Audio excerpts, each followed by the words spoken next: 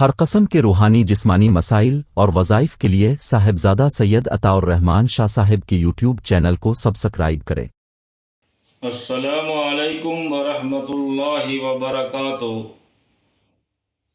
صدقہ کرنا ایک بہترین عمل ہے، اور صدقہ کرنا یہ عمل اللہ تعالیٰ کو بہت زیادہ پسند ہے۔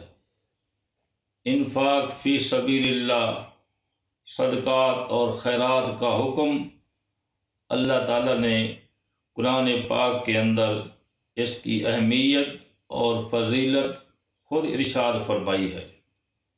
صدقہ دینے سے انسان کے رزق کے اندر اللہ وسعت پیدا کر دیتے ہیں، اور اس کے اندر عافیت اور خیر و برکت اللہ پیدا کر دیتے ہیں۔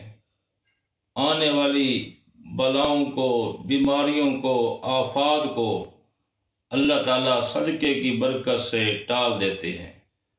گھر کے اندر کوئی مریض ہے، صدقہ دینے کی برکت سے اللہ اس کی مرض کو صحت یابی کے اندر تبدیل کر دیتے ہیں۔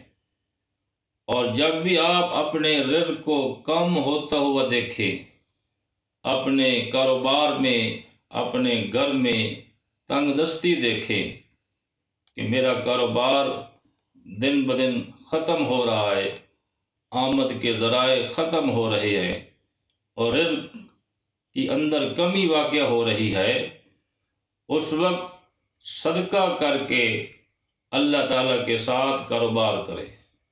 اللہ کا وعدہ اعلان ہے کہ جو آدمی صدقہ کرتا ہے میں اس کے رزق کے اندر وسعت پیدا کر دیتا ہوں۔ قرآن پاک کے اندر رب کریم نے مثال دے کر ہمیں سمجھایا کہ جو ایک دانہ اللہ کے راستے میں خرچ کرتا ہے، رب کریم اس کو 700 دانہ واپس کرتے ہیں۔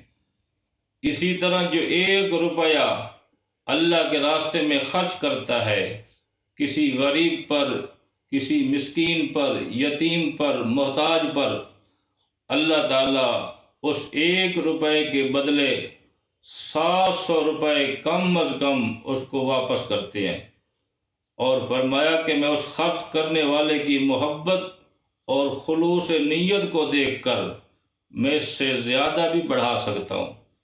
یہ کتنا بڑا ایک بہترین عمل ہے جس سے ہماری بیماریاں، پریشانیاں بھی ختم ہو جائیں، اور رب کریم ہمارے رزق کے اندر برکت بھی پیدا کر دیں۔